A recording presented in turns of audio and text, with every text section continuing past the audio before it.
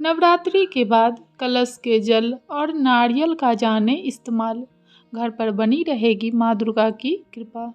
नवरात्रि के पहले दिन घट स्थापना के दौरान कलश के ऊपर नारियल रखने का विधान है। वही बहुत से घरों में जहाँ कलश स्थापना नहीं होता है वहाँ भगवती की प्रतिमा या तस्वीर के पास 9 दिनों तक नारियल रखा जाता है। अब प्रश्न उठता है कि नवरात्रि के बाद कलश के ऊपर रखे नारियल का या प्रतिमा के पास रखे नारियल का क्या करना चाहिए। मान्यता है कि अगर इस नारियल का सही तरीके से विधान नहीं किया गया तो माता रानी नाराज हो सकती है। साथ ही आप की 9 दिन की पूजा के संपूर्ण फल में भी दिक्कत आ सकती है। कलश हटाते समय रखें ध्यान। हम सभी जानते हैं कि नवरात्रि की शुरुआत घट स्थापना से होती है। नवरात्रि में कलश स्थापना और माँ दुर्गा की 9 दिनों तक पूजा की जाती है। कलश स्थापना के दौरान उसके ऊपर नारियल रखना जरूरी होता है। कलश स्थापना हम जितने विधि विधान से करते हैं वैसे ही कलश हटाते समय हमें कुछ बातों का विशेष ध्यान रखना चाहिए।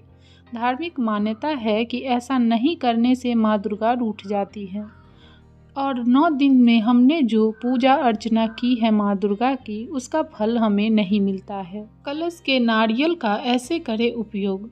नवरात्रि के बाद कलश पर रखे गए नारियल को लाल कपड़े में बांधकर हम अपने पूजा घर में रख सकते हैं। मान्यता है कि ऐसा करने से साल भर माता रानी अपने भक्तों पर कृपा बनाए रखती हैं। साथ ही माता रानी हमें धन वैभव का आशीर्वाद देती है।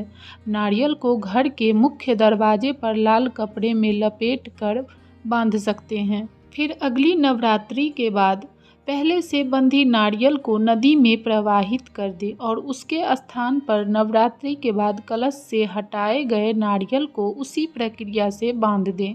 व्यापारी है तो व्यापार के स्थान पर उस नारियल को रख सकते हैं।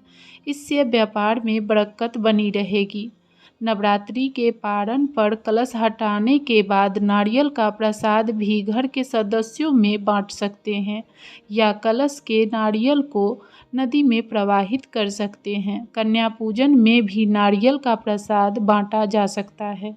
वही घट स्थापना के दौरान कलश के नीचे अक्षत भी रखा जाता है। तो अब जानते हैं कि उस अक्षत का क्या करना चाहिए।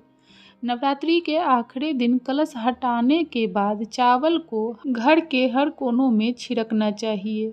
हिंदू धर्म में चावल को सुख समृद्धि का प्रतीक माना जाता है।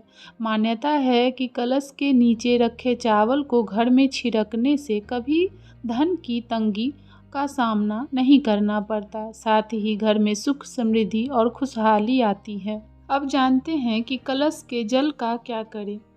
कलश हटाने के बाद उसके जल को घर में सभी जगह छिड़कना चाहिए। सभी सदस्यों पर भी जल का छिड़काव करना चाहिए। यदि व्यापारी है तो व्यापार स्थान पर उस जल का छिड़काव करे। किसान हैं तो खेतों में उसका जल का छिड़काव करे। उससे सुख समृद्धि बनी रहती है। इसके अलावा हमें नवरात्रि समाप्त होने के बाद पूजा पाठ की सामग्री को नदी में प्रवाहित कर सकते हैं। माना जाता है कि ऐसा करने से किसी भी प्रकार का दोष नहीं लगता और पूजा का संपूर्ण फल प्राप्त होता है।